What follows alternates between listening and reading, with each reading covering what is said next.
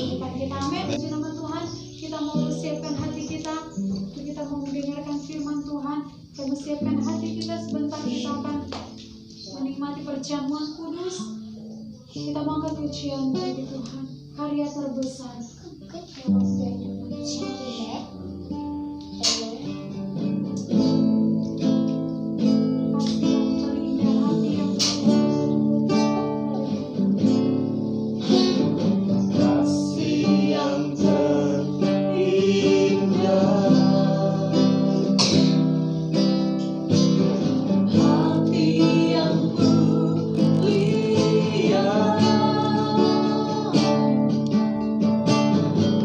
Hanya ku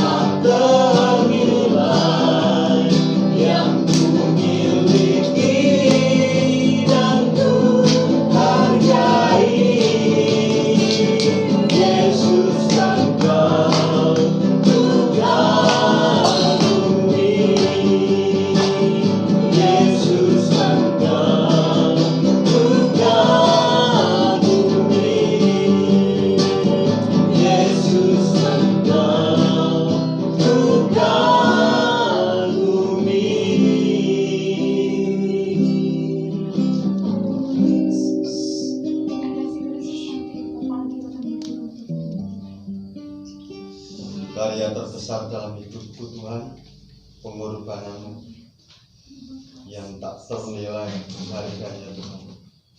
Kalau harta kami yang tak ternilai harganya Tuhan, maka dari itu kami sangat mengagumi Engkau Tuhan atas pengorbanan di atas kayu salib bagi dosa-dosa kami, bagi dosa-dosa dunia. Maka dari itu mari Roh Kudus bawa terus hati kami untuk selalu melekat di dalam Tuhan, selalu rendah hati, selalu memandang Tuhan, selalu punya kerinduan, bahkan takut akan Tuhan. Kami bersyukur Tuhan, Engkau rela mati, Engkau rela sengsara di atas kayu salib karena dosa-dosa kami. Bilur-bilur-Mu menguatkan kami, menyembuhkan kami dari segala penyakit. Oh Tuhan, hidup ini, mati dan hidup kami di tangan Engkau Tuhan Yesus. Walaupun dunia ini penuh goncangan, penuh malapetaka, penuh tulah-tulah, tapi hidup kami di tangan-Mu, mati kami di tangan Engkau Tuhan Yesus. Terima kasih Tuhan Yesus, terima kasih. Terima kasih Bapa. Kami akan mendengarkan sabda firman-Mu. Jadikan hati kami setiap pribadi yang mendengarkan maupun yang oh Tuhan meresapi. Jadikan hati kami hati yang subur sehingga firman-Mu mengakar di hati kami dan bertumbuh sangat lebat, berbuah-buah berlipat-lipat kali ganda. Kami berdoa Tuhan bagi mereka siapa saja yang mendengarkannya, karya Roh Kudus boleh memenangkan jiwa mereka sehingga mereka menerima Engkau sebagai Tuhan dan Juru Selamat pribadinya Tuhan. Terima kasih Tuhan Yesus, terima kasih. Jadikan ya Tuhan firman-Mu menjadi rema kehidupan kami, menjadi kekuatan, menjadi landasan kehidupan kami. Demi nama Tuhan Yesus kami berdoa, haleluya, amin. Membuka Alkitab kita di dalam 2 Korintus pasal yang kelima, ya, 2 Korintus pasal yang kelima ayat 11 sampai ayat yang ke-21. 2 Korintus 5 ayat 11 sampai 21. Nah, saya akan membacakan buat kita saja semua. Ya, pelayanan untuk pendamaian. Kami tahu apa artinya takut akan Tuhan. Ini kata Rasul Paulus, sudah mati dan Kristus telah mati untuk semua orang, supaya mereka yang hidup tidak lagi hidup untuk dirinya sendiri, tetapi untuk Dia. Untuk siapa? Untuk Kristus yang telah mati dan telah dibangkitkan untuk mereka. Mereka itu menunjuk kepada kita, orang-orang yang percaya kepadanya, supaya kita kelak beroleh kehidupan yang kekal dan dibangkitkan di dalam Dia. Sebab itu kami tidak lagi menilai seorang juga menurut ukuran manusia. Dan jika kami pernah menilai Kristus menurut ukuran manusia, sekarang kami tidak lagi menilainya demikian. Jadi siapa yang ada di dalam Kristus, ia adalah ciptaan baru. Yang lama sudah berlalu, sesungguhnya yang baru sudah datang. Dan semuanya ini dari Allah, yang dengan perantaraan Kristus telah mendamaikan kita dengan dirinya, dan yang telah mempercayakan pelayanan pendamaian itu kepada kami. Sebab Allah mendamaikan dunia dengan dirinya oleh Kristus, dengan tidak memperhitungkan pelanggaran mereka. Ia telah mempercayakan berita pendamaian itu kepada kami. Jadi kami ini adalah utusan-utusan Kristus. Seakan-akan Allah menasehati kamu dengan perantaraan kami dalam nama Kristus. Kami meminta kepadamu, berilah dirimu didamaikan dengan Allah. Dia yang tidak mengenal dosa telah dibuatnya menjadi dosa karena kita, supaya dalam Dia kita dibenarkan oleh Allah. Amin. Di ayat yang ke-11 tadi dikatakan kami tahu apa artinya takut akan Tuhan.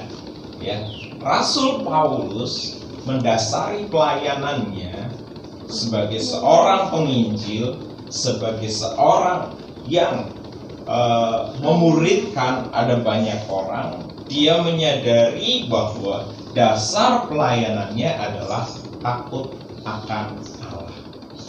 Ya, begitu juga kehidupan kita, seharusnya dasar kehidupan kita adalah takut akan Allah.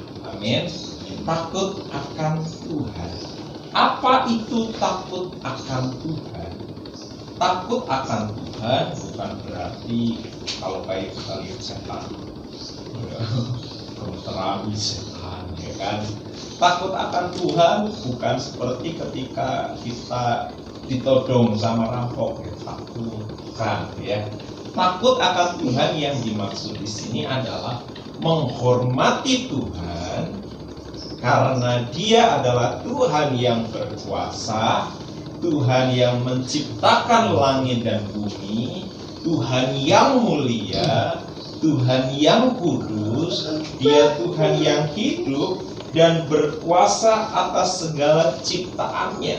Dan kita menyadari bahwa Dia Maha Tahu. Ya.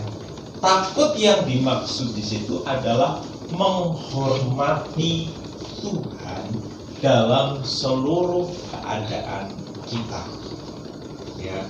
Kalau takut akan Tuhan ada dalam hidup kita, rasa hormat kita kepada Tuhan besar dalam hidup kita. Coba bayangkan, setiap hari kita mau melangkah, tetapi karena kita sadar kita mengasihi Tuhan, kita takut akan Tuhan, kita menghormati Tuhan, kita mau melakukan dosa, mikir-mikir, ya kan? Wah, Tuhan tahu kok, Tuhan Maha tahu, ya. Kita mau melakukan pelanggaran, sudah berpikir dulu, ya. Kalau aku ngelakuin ini, aku nggak menghormati Tuhan, aku nggak mengasihi Tuhan, aku nggak sayang Tuhan. Nah, dasar pelayanan pendamaian itu, ya, ialah takut akan Tuhan, ya. Dari setiap kami sebagai hamba-hamba Tuhan juga sama. Dasarnya adalah takut akan Tuhan, menghormati Tuhan. Karena isi berita pendamaian yang pertama ada di ayat yang ke-15, ya. Isi berita pendamaian itu adalah Kristus telah mati untuk semua orang. Ya. Kristus telah mati untuk semua orang. Coba sekarang semua orangnya diganti nama saya, ya. Nama pribadi itu kasih bareng-bareng. Kristus telah mati untuk apa namanya? Wijaya. Oke. Pandu. Ikut-ikutan ya. Ulang lagi. Kristus telah mati untuk Wijaya. Untuk adil. Nah, ya, Kristus sudah mati buat kita, ya. Untuk semua orang, ya. Semua orang. Apakah penjahat bukan orang? Pencuri bukan orang? Perampok, pembunuh, ya, orang pezina, orang-orang yang sudah rusak. Jadi Tuhan mati buat semua orang, gak lihat dosanya seperti apa. Ya, aku mati buat kamu karena kamu hidupnya baik, bukan. Kristus mati buat kita karena kita memang orang-orang yang jahat. Orang-orang yang membelakangi Tuhan, orang-orang yang kelakuannya tidak berkenan di hadapan Tuhan, sehingga Dia mati untuk kita. Supaya apa? Supaya mereka yang hidup, nah ini ujungnya, ya. Memang, ya, kita latar belakangnya buruk, tetapi di sini supaya mereka yang hidup, yang percaya kepada Kristus, tidak lagi hidup untuk dirinya sendiri.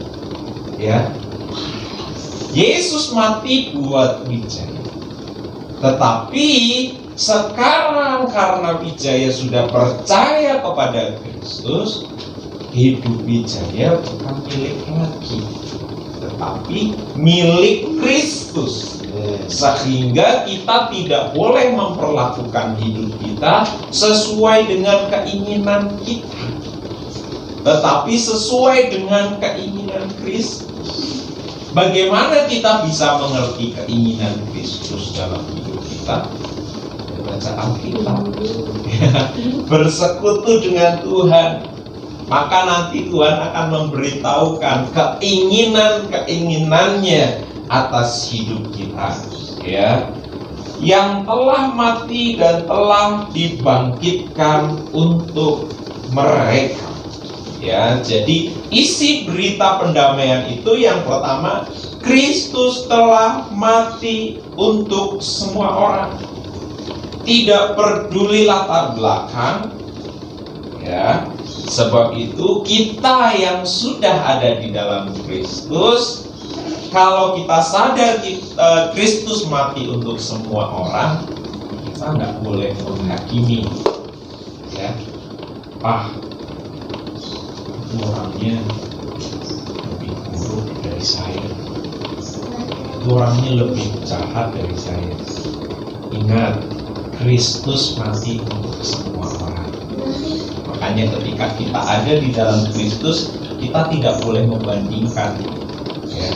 Hidup saya kan lebih baik dari orang itu, hidup saya kan lebih rohani dari orang itu. Tidak, ya. Karena Tuhan merindukan semua orang juga memperoleh keselamatan itu. Semua orang Kristus rindu didamaikan dengan Bapa di surga. Amin. Apapun latar belakangnya, Kristus mau semua orang diselamatkan. Tidak peduli betapa rusak dan hancur kehidupannya di pandangan sosial, di masyarakat. Serusak apapun itu, kalau orang itu berbalik kepada Kristus, Kristus mendamaikannya dengan Bapa di surga. Karena Kristus telah mati untuk semua orang. Amin. Ya. Jadi Kristus mati itu nggak pilih-pilih. Ya. Aku mati buat Pandu yang paling rohani, ya, Mas Pandu, ya. Wah, beda dengan Mbak Hati, ya. Beda dengan Mas Bo. Wah, aku lebih sayang sama Mas Pandu. Enggak. Kristus sayang kepada semua orang. Amin. Enggak peduli cacat, enggak peduli fisiknya enggak bagus, enggak peduli latar belakang pendidikannya, ya. Tuhan enggak lihat itu. Yang Tuhan lihat adalah hati. Makanya Tuhan menegur seorang nabi bernama Samuel. Ketika Samuel melihat perawakan kakak-kakak Daud, apa yang dikatakan Tuhan kepada Samuel, seorang nabi itu? Dia berkata bahwa Samuel, manusia memang melihat perawakan, melihat paras, tetapi Tuhan melihat hati. Tuhan melihat hati kita yang betul-betul mengasihi Dia. Amin. Isi berita yang pertama, Kristus telah mati untuk semua orang, di ayat yang ke-15. Isi berita yang kedua adalah di dalam Kristus kita ini adalah ciptaan yang baru. Amin. Ayat yang ke-17. Jadi siapa yang ada di dalam Kristus, ia adalah ciptaan yang baru. Yang lama sudah berlalu, sesungguhnya yang baru sudah datang. Ya, yang baru sudah datang. Sebelum kita hidup di dalam Kristus, kita mengoperasikan hidup kita dengan cara dunia. Ya, dengan prinsip-prinsip dunia, dengan aturan-aturan dunia. Bagaimana kita memperlakukan diri kita? Kita melihat dari apa yang dunia lakukan. Ya, dunia melakukan, kalau kamu baik dengan aku baik dengan kamu. Kalau kamu jahat dengan aku bisa lebih jahat kepada kamu. Ya, prinsip dunia. Kamu memberi aku memberi kamu. Aku memberi kamu, kamu gak terima dengan baik, atau justru melakukan hal yang buruk kepadaku, aku akan balas. Atau aku gak akan peduli lagi dengan kamu. Tetapi orang yang ada di dalam Kristus beda cara menggunakan manusia kehidupan. Dikatakan ketika ada orang tampar pipi kananmu, beri. Maksudnya adalah sekalipun kita sudah disakiti, sekalipun kita sudah dikecewakan, sekalipun kita sudah dikhianati, kita akan tetap mengasihi.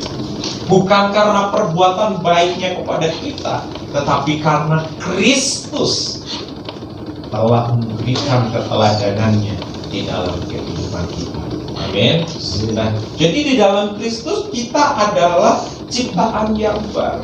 Makanya kita perlu merubah semua di dalam kehidupan kita, cara menggunakan kehidupan manusia kita. Ya, caranya, makanya kita penting bersekutu dengan Tuhan. Di situ kita bisa melihat apa-apa yang bisa kita lakukan. Kita nggak bisa setir hidup kita yang baru dengan cara yang lama. Ya, makanya sejak kita hidup di dalam Kristus, kita harus mulai hidup kita di dalam firman. Karena firman yang akan menuntun kita untuk kita mengenakan cara hidup yang baru itu. Ya, Kristus yang akan menuntun kita bagaimana kita mengenakan karakter hidup yang baru. Ya, yang tadinya marah jadi panjang sabar. Ya, yang tadinya rusak-rusuk diberi kemampuan untuk berbijaksana. Ya, yang tadinya begini dibaharui menjadi ciptaan yang baru, melakukan segala sesuatu dengan cara yang baru. Nah, di dalam Kristus kita adalah ciptaan yang baru. Sekalipun kita sekarang masih hidup di bumi, Tuhan mau kita pakai cara hidup surgawi. Amin. Ya, cara hidup surgawi itu memang berat. Ya, saat orang-orang membuat kekhawatiran, ketakutan, tetapi Tuhan merindukan kita hadir mendatangkan damai sejahtera. Kita mendatangkan sukacita. Ya, yang dulunya kita pendosa, kita tidak lagi menjadi pendosa karena kita sadar kita adalah ciptaan yang baru. Ya.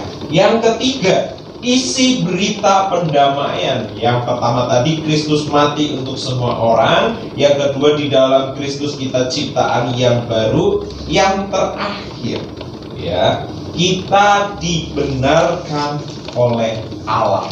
Ayat yang ke-21. Dia yang tidak mengenal dosa telah dibuatnya menjadi dosa karena kita, supaya dalam Dia kita dibenarkan oleh Allah. Ya, beda pembenaran dan dibenarkan. Ya, disayang ada banyak orang Kristen, mereka hidup dalam pembenaran diri sendiri. Ya, merasa saya ini sudah benar di hadapan Tuhan.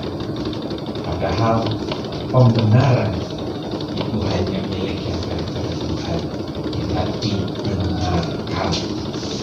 dibenarkan bukan karena kita orang baik, dibenarkan bukan karena kita layak, dibenarkan karena Kristus yang membenarkan setiap kita. Jadi kalau kita ada di dalam Kristus, setiap Bapa memandang kita, yang dipandang siapa? Bukan Wijayanu, tapi kurban darah Kristus yang menyelubungi tubuh saya. Karena kurban darah Kristus yang berkenan itu yang ada di dalam tubuh saya ini, sehingga Allah melihat kamu benar. Bukan karena kitanya yang benar, tetapi karena Kristus yang telah membenarkan kita. Makanya usaha kita sebagai manusia untuk hidup benar itu sia-sia. Makanya kita perlu Kristus yang sudah membenarkan kita oleh kuasa darah. Makanya kita perlu masuk di dalam perjamuan kudus untuk kita kembali mengingat bagaimana kurban darah dicurahkan, ditumpahkan di atas kayu salib untuk menyelesaikan sebuah persoalan. Setiap Tuhan memandang kita, Tuhan itu menaruh murkanya atas semua manusia. Karena apa? Dosa. Tetapi sejak Kristus mati di atas kayu salib, darahnya tercurah, dan setiap orang yang percaya kepadanya ada tanda darah perjanjian Kristus dalam hidupnya. Yang tadi Tuhan lihat, oh ini orang harus diberkahi karena dosa, tapi tiba-tiba Bapak melihat, oh dia dibenarkan karena ada darah Kristus dalam hidupnya. Makanya kita diselamatkan bukan karena perbuatan baik, amal dan lain sebagainya. Tidak bisa.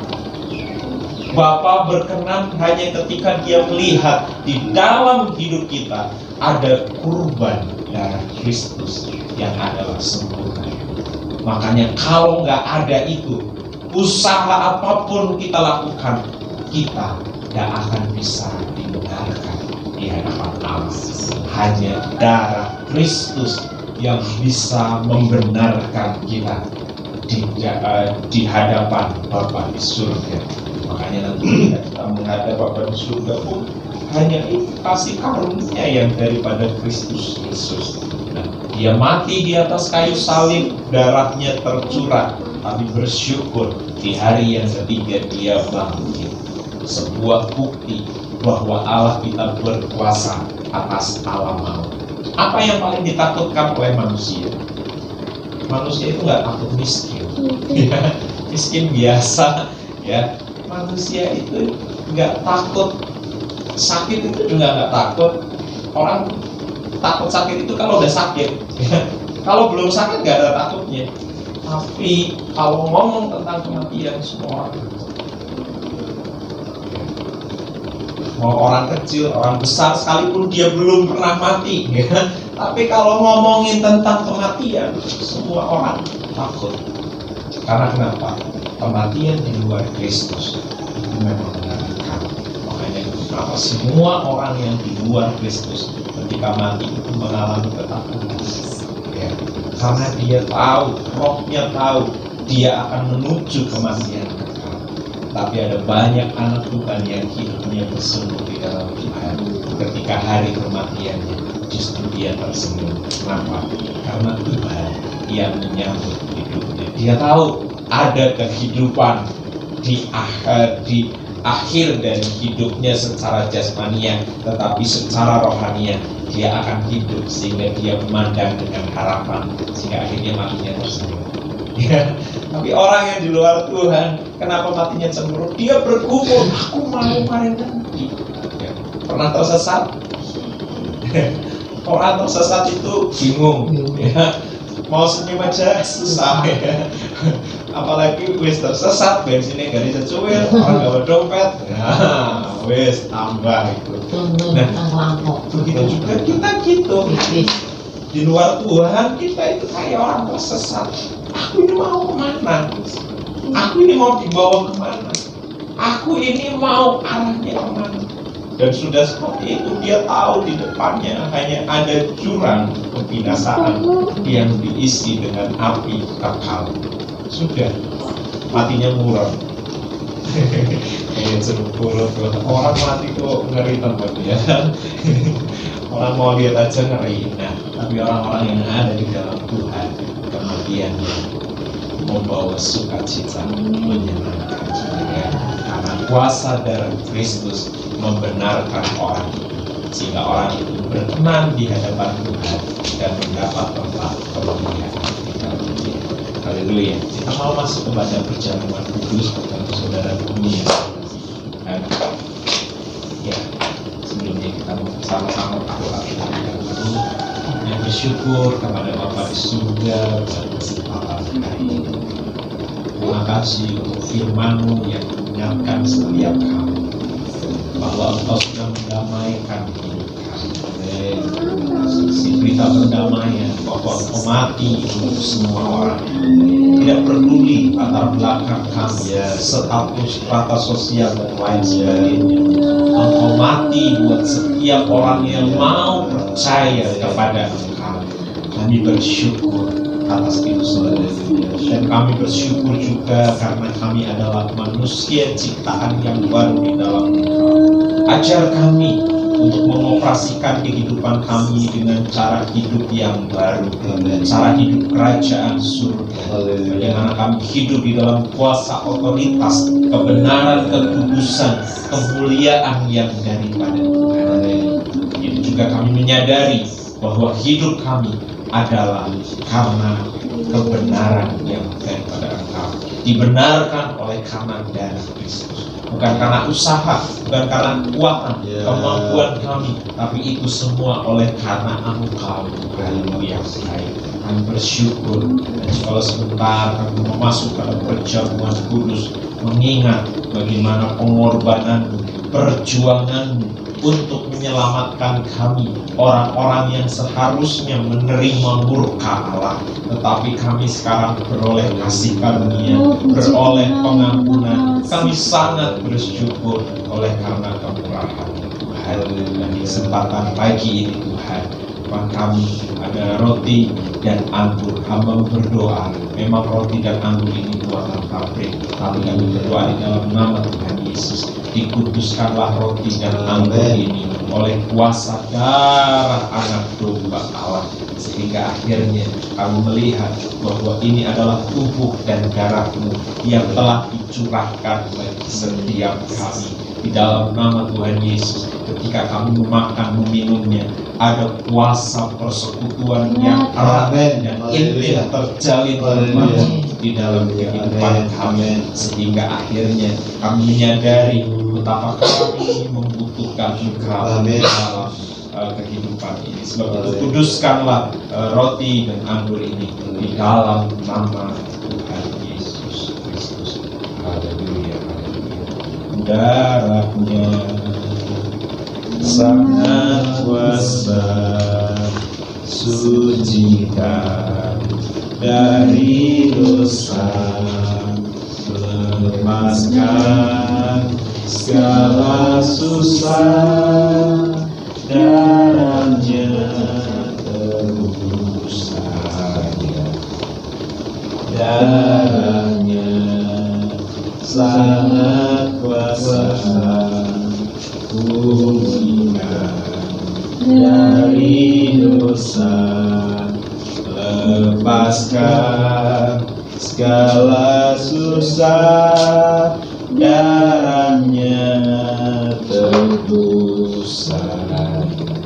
Dan sebab itu biarlah Engkau layakkan setiap kami yang ambil bagian dalam perjamuan kudus ini.